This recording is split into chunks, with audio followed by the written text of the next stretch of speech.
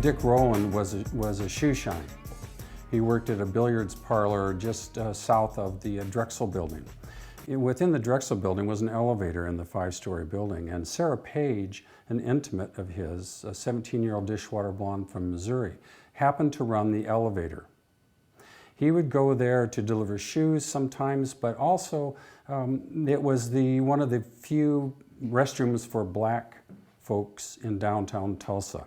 So it's unknown whether he went to the Drexel building that day to deliver freshly shined shoes or to go to the bathroom.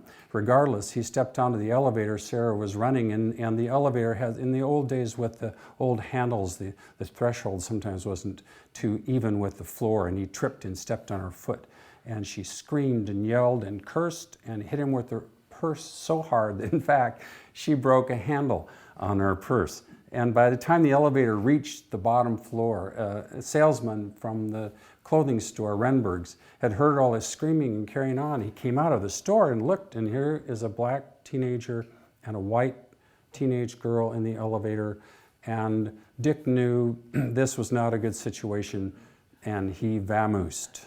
A very troubling spot for him. He knows that if a black teenager or a black man in any case were arrested and during the incarceration, he could be ripped from the jail, he could be lynched, by mobsters, and so it was just totally not a good situation. In fact, there had been some situations like that in the months preceding this elevator incident. So things were particularly heightened in his mind about the dangers of him being thrown into prison, particularly allegedly violating or trying to violate a white female.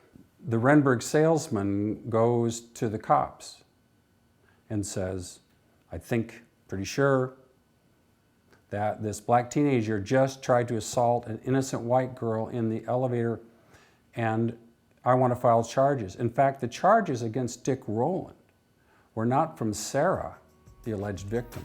It was from this salesman at Renberg's Clothiers.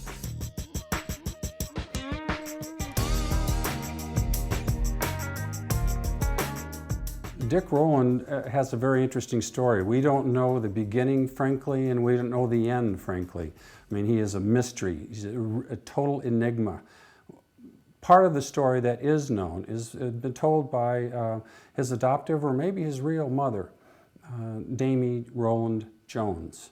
She claims that she met him on a dusty street in Veneta on a hot summer day, and that he was with his two sisters who were a couple years older than her, he being about 6. She convinced the young girls that she, Damie, could take care of him and take him in and provide him shelter, and he would be safe. She either didn't know his name or she just gave him hers. Her last name was Jones. Jimmy may be a name she just liked, who knows? So Jimmy Jones becomes her adoptive child.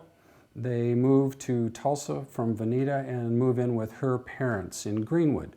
Dave and Ollie Roland are their names, and they lived there for a number of years. The home actually was a furniture store and a rooming boarding house. According to census records, according to my research, I can see how in 1910 and 1920 how the different people were living there, but that Damie and Jimmy, who changed his name, by the way, to honor his grandparents, to Roland.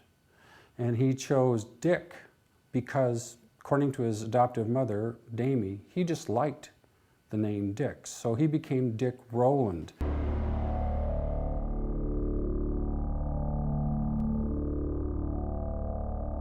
Dick at that point in time was home and at 505 East Archer, which, by the way, right now is the concession stand and center field gate for the Drillers baseball stadium, by the way, just to put it on a map. And Damie said, his mother said, go to your bedroom, pull down the shades, don't come out. Dick Roland was arrested and taken to the city jail and booked. Deciding it wasn't safe enough, they moved him to the county jail secretly, up an alley, side door in the basement, booked him, took him up the elevator to the top floor of the county courthouse. And there were 4 deputy sheriffs and Sheriff McCullough, all of them Klansmen, by the way. The elevator was turned off. There was one small staircase that wound all the way up to the top, and one door into the cell block where these deputies, Sheriff McCullough and Dick Roland, were now residing. No other prisoners were on the top floor. Stationed in a corner on that top floor, concrete floor, where all the noises ricochet very easily, was a temporary gallows. For what purpose, nobody really knows, but it's been verified in my research and by other sources that it was definitely there. And occasionally the jailers, when they would have maybe a house full of people in there, they would trip the trap door and the sound would just carom around the room and scare everybody to death.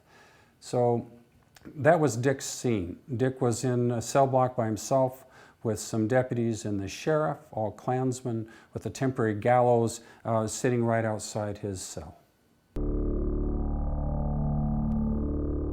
The day of the riots, there was an article that said Sheriff McCullough secreted Dick Roland out of town at 2 a.m. The riot massacre started around 6 or 7 in the morning.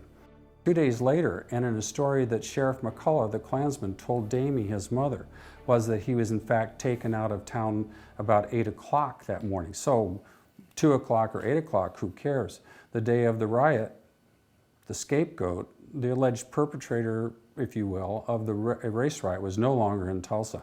And parts unknown, disappeared basically, having been squired, according to Sheriff McCullough, to Kansas City to stay with some friends of Sarah Page, the alleged victim.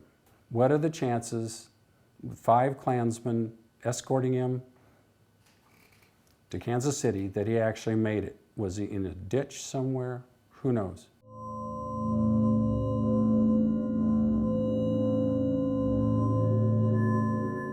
There is some new evidence, frankly. I have some new evidence that shows the black deputy, Barney Cleaver, isn't that an amazing name?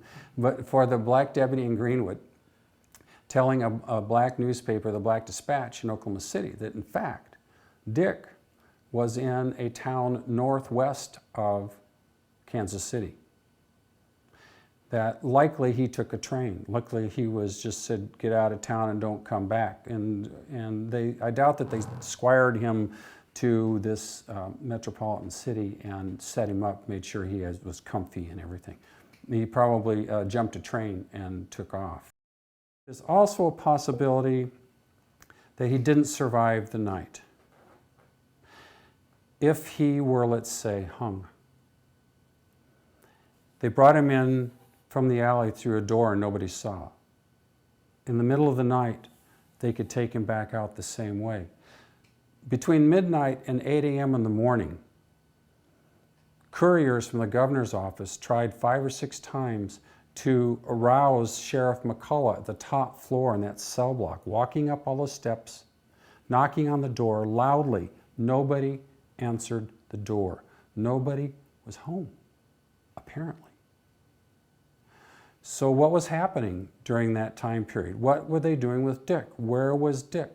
In fact, one other aside here is the governor set a commission to investigate the race riot after it had happened, and Sheriff McCullough said, I slept through the night. I didn't hear anything. I didn't know there was even a riot going on until I read it in the paper at 8 o'clock in the morning. Really? Wow.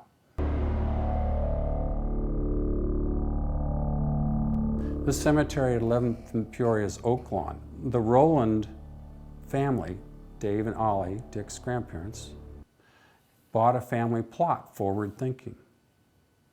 Buried in that plot are Grandma and Grandpa, their 2 kids, Damie Roland, and not Jim Jones or Dick Roland or whatever his name might be.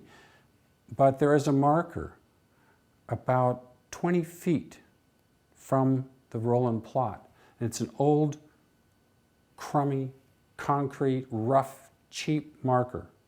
And on the marker it says, James Jones, 18 years old, coincidentally the same age as James Jones, Dick Roland at the time of the riot.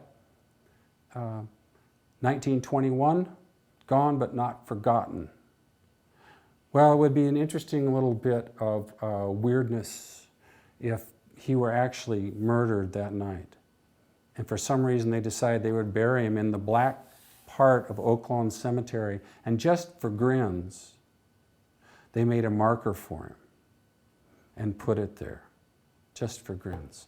So it's a possibility that he is right up here at 11th and Peoria.